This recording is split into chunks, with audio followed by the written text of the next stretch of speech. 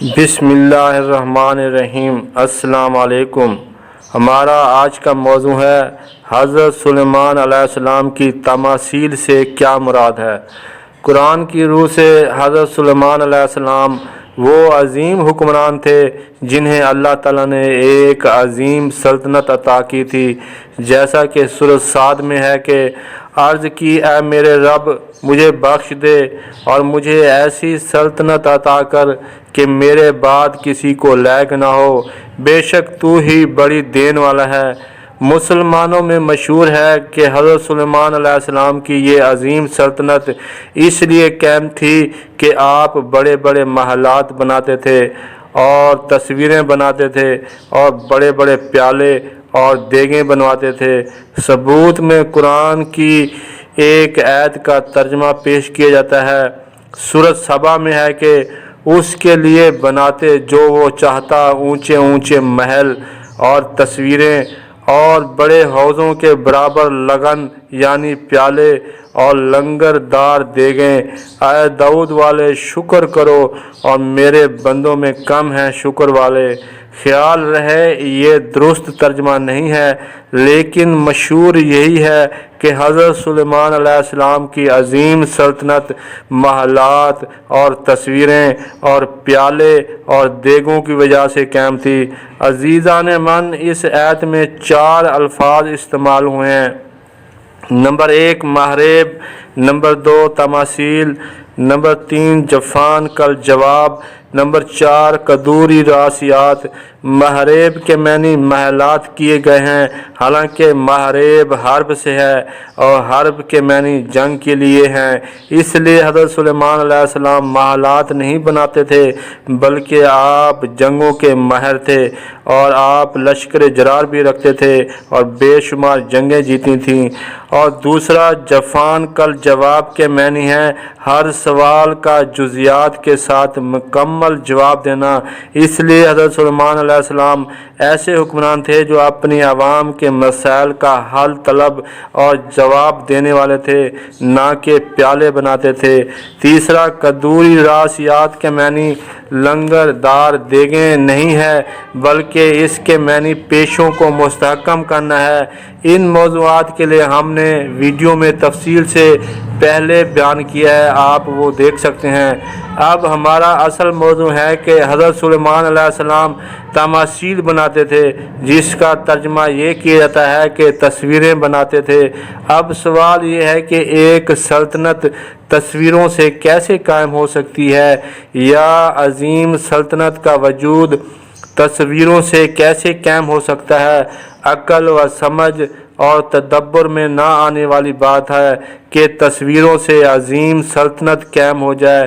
عزیزان من، عربی میں تماثیل کے معنی تصاویر بھی ہوتا ہے اور اس کے معنی مثال بھی ہیں۔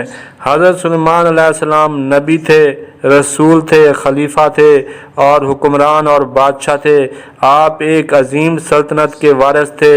ہر عظیم سلطنت کو چلانے کے لیے قوانین کی ضرورت ہوتی ہے۔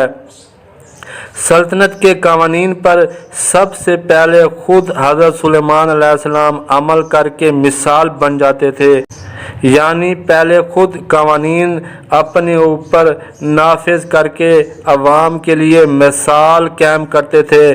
ظاہر ہے جب حکمران خود قوانین کا پابند ہو تو اس کی عوام بھی ان قوانین پر خود بخود عمل کرنے لگتی ہے۔ اس لیے اللہ تعالیٰ نے فرمایا کہ وہ تماثیل پر عمل کرتا تھا، اس کے لیے عمل کرتا جو چاہتا۔ محراب یعنی جنگوں کی مہارتیں اور تماثیل یعنی خود اعلیٰ درجے کی مثالیں، اور جفان کل جواب یعنی تمام مسائل کا جواب و حل، اور قدوری راسیات یعنی پیشوں کو مستحکم کرتا۔ عمل کرو اے آل داؤد، شکر کے لیے میرے بندوں میں بہت کم شکر والے ہیں۔ اللہ تعالیٰ نے اس آیت میں عظیم سلطنت قائم کرنے کا کرائیٹیریا بیان کیا ہے کہ حکمران کو جنگوں کا ماہر ہونا چاہیے، اس لیے محراب کا لفظ استعمال کیا، نہ کہ محلات بنانا۔ दूसरा, मुल्की कानून पर हुक्मरान को पहले खुद अमल करके अवाम के लिए मिसाल बनना होता है। इसलिए अल्लाह ताला ने हुक्म दिया कि तमासील यानी मिसाल बनो, ना कि तस्वीरें बनाने से अजीम सल्तनत बनती है। और तीसरा, जफ़ान कल जवाब यानी हुक्मरान के पास अवाम के लिए तमाम मसाइल का हल तलब जवाब होना चाहिए और हुक्मरान नासमझ बेअक्ल ना हो, ना कि वो हुक्मरान प्याले बनाने वाला हो। चौथा, इस ऐद में कदूरी रासियात यानी मुल्क में हर किस्म के पेशों को मुस्तहकम करने वाला हो ताकि अवाम में पेशों के इस्तेकाम से खुशहाली आए और गुर्बत का खात्मा हो, ना कि कदूरी रासियात से मुराद देगें बनाना है। इसलिए याद रखें, हज़रत सुलेमान अलैहिस्सलाम महलात नहीं बनाते थे बल्कि जंगों के महर थे। दूसरा, हज़रत सुलेमान अलैहिस्सलाम तस्वीरें नहीं बनाते थे बल्कि मुल्की कानून पर खुद अमल करके मिसाल बनते थे। और तीसरा, हज़रत सुलेमान अलैहिस्सलाम प्याले नहीं बनाते थे बल्कि अवाम के तमाम मसाइल का हल तलब जवाब देने वाले थे। चौथा, हज़रत सुलेमान अलैहिस्सलाम देगे नहीं बनाते थे बल्कि मुल्क में हर किस्म के पेशों को मुस्तहकम करते थे। इसलिए महरेब के मैनी महलात नहीं बल्कि जंगों का महर हैं। और तमासील के मैनी तस्वीर नहीं बल्कि खुद मिसाल बनना है। और जफ़ान कल जवाब के मैनी प्याले बनाना नहीं बल्कि तमाम मसाइल का हल तलब और जवाब देना वाला है।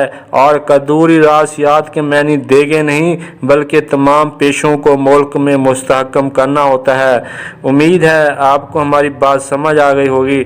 आखिर में हमारी वीडियो को लाइक करें और तश्कील जदीद टीवी को सब्सक्राइब करें, बेल आइकॉन पर क्लिक करें। शुक्रिया, खुदा हाफिज़।